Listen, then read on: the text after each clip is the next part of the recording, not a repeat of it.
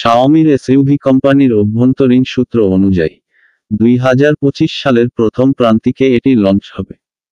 চীনা মিডিয়ার রিপোর্ট অনুযায়ী শাওমির দ্বিতীয় মডেল আসন্ন এসইউভি, যার কোড নাম MX-11, 2025 সালের প্রথম প্রান্তিকে প্রকাশিত হবে। এছাড়াও জানা গেছে যে শাওমির SU7 আল্ট্রা এর উৎপাদিত সংস্করণ আনুষ্ঠানিকভাবে মার্চ 2025-এ উন্মোচিত হবে। শাওমির অভ্যন্তরীণ একটি সূত্রের মতে এই এসইউভি ফেব্রুয়ারি বা মার্চে লঞ্চ হতে পারে। তবে শাওমি অটোর ঘনিষ্ঠ আরেকটি সূত্র জানিয়েছে যে এসইউভি লঞ্চের সময় SU7 এর লঞ্চের ধাঁচের সাথে মিলে যাবে। SU7 এই বছরের 28শে মার্চ চালু হয়েছিল এবং কয়েকদিন পরেই এর ডেলিভারি শুরু হয়েছিল।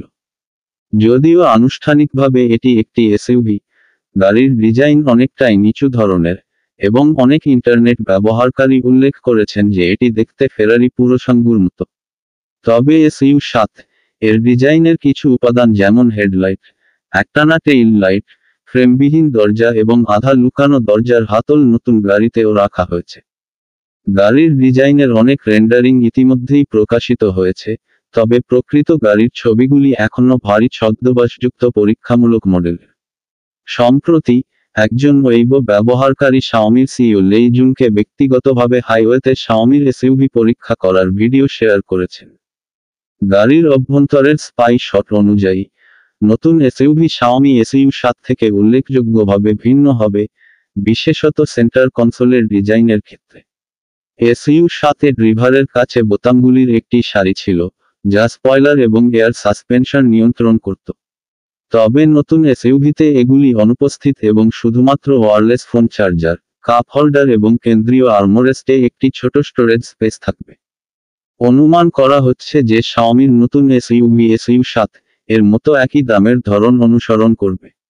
সেডানের দাম ইচ্ছাকৃতভাবে টেসলা মডেল 3 এর বেস স্ট্যান্ডার্ডের চেয়ে কম রাখা হয়েছিল।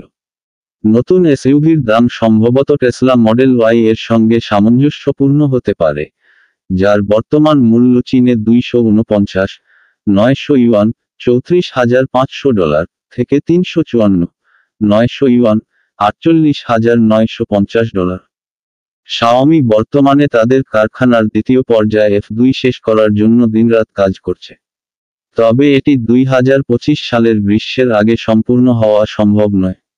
বিদ্যমান কারখানা ইতিমধ্যেই 2 শিফটে পরিচালিত হচ্ছে এবং SU7 এর চাহিদা পূরণে অক্ষম।